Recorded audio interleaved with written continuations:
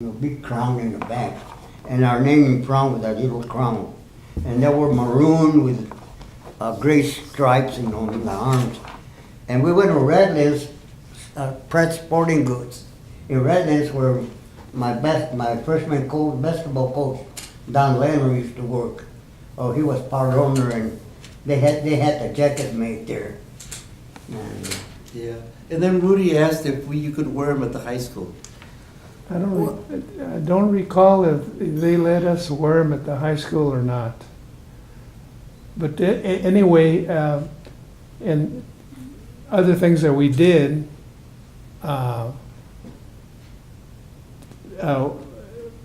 Gilbert got the idea of getting some white caps and attending football games. And we used to sit in a section of the stadium, and we used to cheer and everything. So, and then at that time, Tony Morataya had an old car. I think it was like a three-seater convertible, really an old car. And we used to ride that, go to school, and that was what we used to do as being together as a Kingsmen. Uh-huh. we started, the reason we did this because there was a club of white guys that also wore jackets that were called what? I Remember they used to use jackets. don't recall. What's them? Was it the Cobras, maybe? No. I don't remember. Well, they wore jackets and all that, this club of white guys. But McIntosh wouldn't say anything. They wear them to school and all that. And then when we started wearing our jackets from school, he put a stop to it. He didn't want us to wear our jackets to school. What did he tell you? He just told us that you're not supposed to be wearing all kinds of club jackets to school. The only way we could wear them is to take the crown off. That's the only way we could. Not always strict, but and just wear the jacket. Uh-huh. Uh-huh. So you didn't wear them to school then? Well, after that, no. Well, we just wear the jacket Yeah. without a crown and designs. Yeah. So Rudy, was just guys getting together from La Calle Siete. Yeah, most of us guys lived close to each other, and we just used to hang around, and I guess we had some things in common, and like sports and music. So we had some good times. Yeah. And the guys, you mentioned one or two, and you had other fellows that were from La Calle Siete that were your pals. Joe Lucero. Yeah, he was one of the. Yeah. I don't think he was a Kingsman, but he was one of our good friends. And then Rudy Serrano, Dr. Rudy Serrano. Yes. That was at San Jose State as a dean. Uh-huh. And who else? Frank Sanchez. Frank Sanchez was also part of your group. Uh-huh. And Juan Cabrera. yeah, Johnny Cabrera. He got killed in the World War. Korean War. In the Korean He was War. the first casualty in the Korean War from South Colton. What about the first casualty from World War II? Fidel Hernandez? Oh, Fidel Hernandez? yeah, Fidel Hernandez. Didn't they have some type of chapter for him? Well, what happened when they came home, the soldiers from Colton, they decided to form an American Legion post, and all these fellows were veterans, so they decided to form an American Legion post, and they, of course, they picked his name. What was it? Fidel Hernandez? It was Hernandez. Fidel Hernandez Post, I think it was 754. Uh-huh. And they formed a post, and they used He was a casualty. He was killed in World War II. He was a first He was a casualty casualty. in World War II. And their meeting place was at this Caldera Hall. On 7th Street. on 7th Street, across the street from the El Sombrero. Mm-hmm. They used to meet up on the second floor. And they did a few good things, getting organized like that. In fact, one of the returning veterans, Ralph Cervantes, was injured seriously in the war. And then when he came home, he got married and he was trying to purchase a house in the north side of Colton. And they wouldn't sell him a house because of discrimination.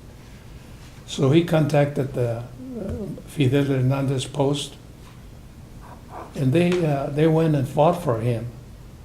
And they got him to get permission to buy a house there in North Colton.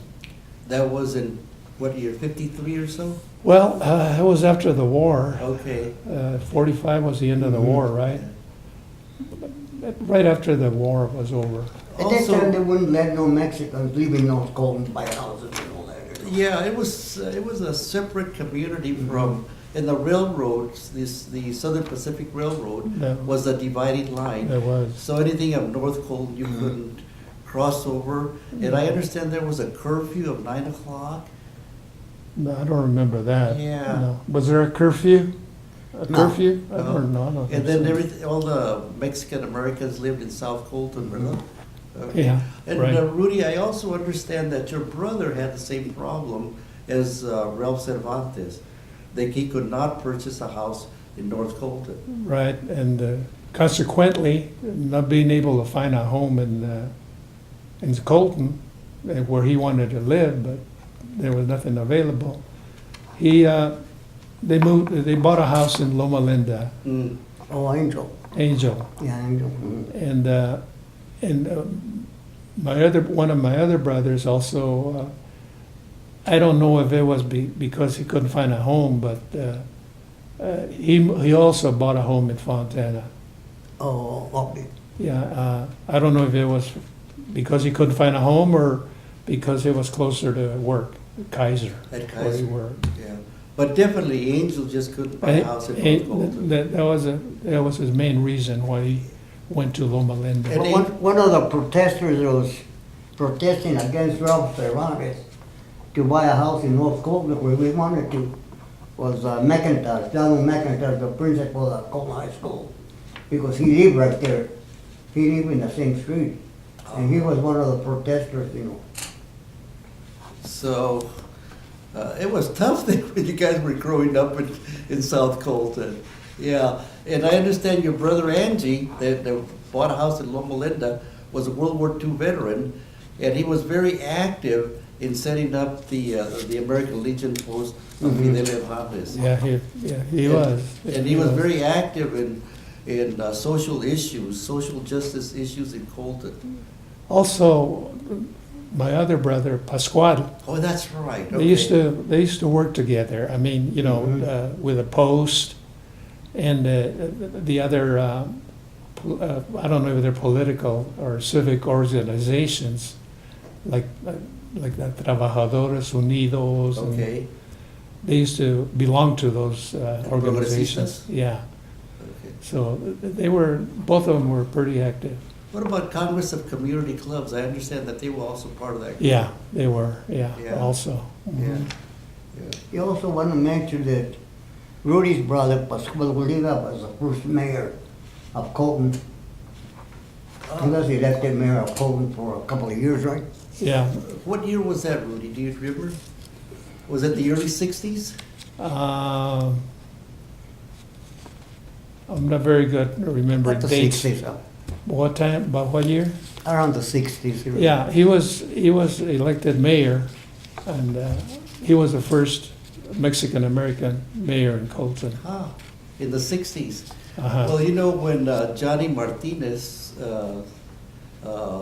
was a councilman in 41, that was 54 years because Colton was chartered in 1887, Mhm. and then 54 years later, Johnny Jeremias Martinez was elected councilman. And then after Johnny was Pete Lukey? Yeah, Pete Lukey, that Pete was Lukey. also a councilman. Mhm. And then your brother was a councilman, and, Pascual, and then he became mayor. right. And then after that, we have Abe Beltran that became mayor. Mhm. And then we had, ¿cómo se llama? Frank, Frank Gonzalez. Frank Gonzalez. Frank Gonzalez that became mayor. yeah. Yeah, yeah. But Angie was quite a person, ¿verdad? Yes, he was. He was very involved. He was very involved. And how old is Angie now, Rudy? He's 96 now.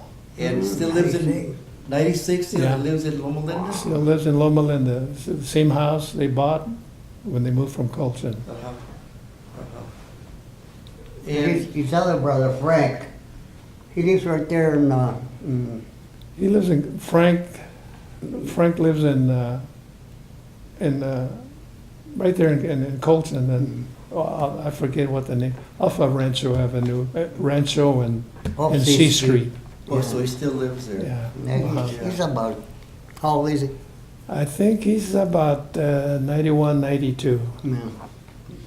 He don't go out too much now. I used to be saved around, but he doesn't go out much. Huh? No, they kind of had their good times, but you know, it's age kind of tells you to slow down a little Yeah, bit. La Bola, ¿verdad? La Bola. Catches up with all of us. Yeah. Bobby, you talked about being very involved in athletics in Colton High School. You were an athlete in sports. You were a sports guy. You lettered in almost all sports when you were a freshman. You know, when I was going to Woodrow Wilson Junior High School, there was a man that came from Big Bear Lake. He used to be principal up there in one of the schools. Mr. Grace was his name. He came down and became, my 8th grade, he became principal at Woodrow Wilson Junior High School. And the man was very active in sports, you know. He started getting us involved in playing softball and baseball and basketball and everything.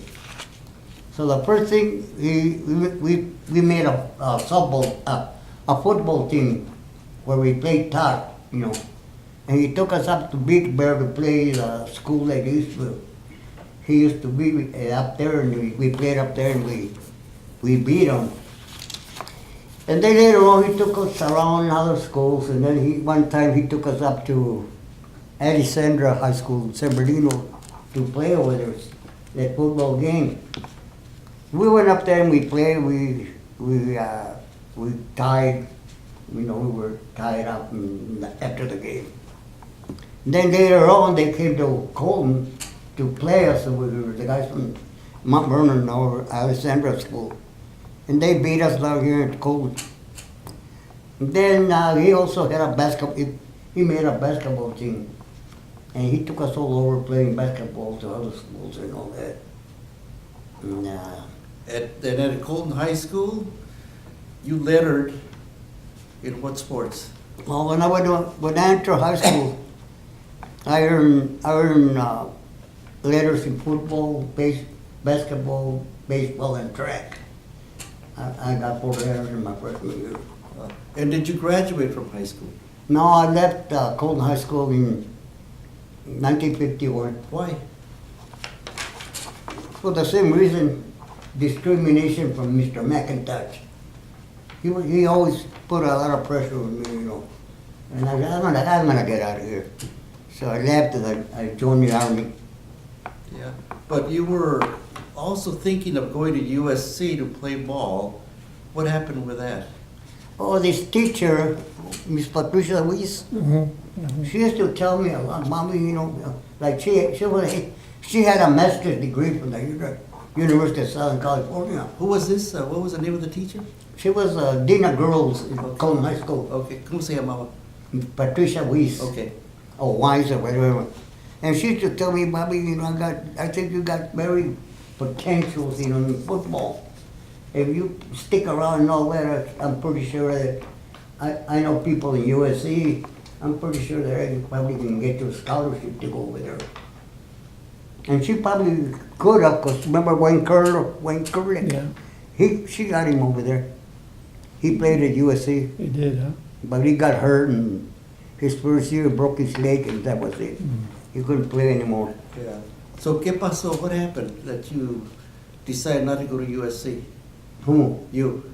I didn't decide, I quit school. Oh. But the teacher, this being a girl, used to tell me that if I continue playing, that she could get me a scholarship to go. Okay. So you left school what year? Your 51. Your junior year? 51, my junior year. And what did you do? ¿Qué hiciste? Oh, I You joined the joined army. the army? Mhm. Yeah. And then you were in the army and you went from one base. I went to Fort Bragg, North Carolina with the 82nd Airborne. And from then they sent me to Fort Benning, in Georgia for airborne training school. And then? Back to Fort Bragg. And then? From then, I got tired of being there in Fort Bragg with the 82nd. All they did was train, and I got sick of it. So you volunteered to go to So Korea? I went to the company commander requesting to be sent to Korea. That's the only way to get out. Yeah. So I got my request and I left Fort Bragg. So you told him, I want out of this. Yeah, I want to go to Korea. I got tired of training. Y te mandaron a Korea. They sent you to Korea. Hmm. And in Korea, se acabó la guerra. You got there. I was there when it ended. Yeah. I was there 13 months in Korea, and I was there when the war ended. Uh-huh. And then when you came home, you started working where, Bobby? I worked for the Pacific Rail Express Uh-huh. Railroad there in Colton. And when that shut down, I went to work with Santa Fe. What year did the PFE shut down? In 59 they shut the place down, Okay. the PFE. Okay. And then after that, in 58, I got laid off from there, and then I went over to Santa Fe and got a job there. And I retired from the Santa Fe. And tell us about, you got your high school diploma. Hmm? When did you get your high school diploma? Well, after I retired from the Santa Fe in 1995, I read an article in the paper that was Washington Alternative High School, for people that wanted to go back to school. So Washington was in Colton, the school in Yeah, Colton? Washington High School there in Colton. Okay. So I went down there and asked, find out if I could enroll in the school, to get my high school diploma. So they sent me to a class, come back tomorrow at 8 o'clock, and we'll give you a test to see how much you know. Apparently I didn't do too good, because she told me that, you know what, you're gonna have to start again from the bottom. So I started again from the 9th grade, like it is in Colton High School. And I went there, but I went there 2 years. I went to summer school and all that, took all the computer classes that they required. And I graduated from Washington High School in 2 years. Very good. What In year 2 was that, years. Bobby? What year was that? Let's see, I think it was 97 and 98. Okay, okay. And I got my high school diploma. Congratulations. There was, after all those years that you were, Yeah. almost 20 years or so that you were gone and not left high school? 20 years? It's a good school. Washington was a good school. It is. Well, they got you a high school diploma, yeah. And Rudy, you were also in the military. Yeah, I was. Actually, what happened is I was drafted in, I think it was the year in 1954. And I had just recently, I was 23. I had recently gotten married. And that didn't defer you?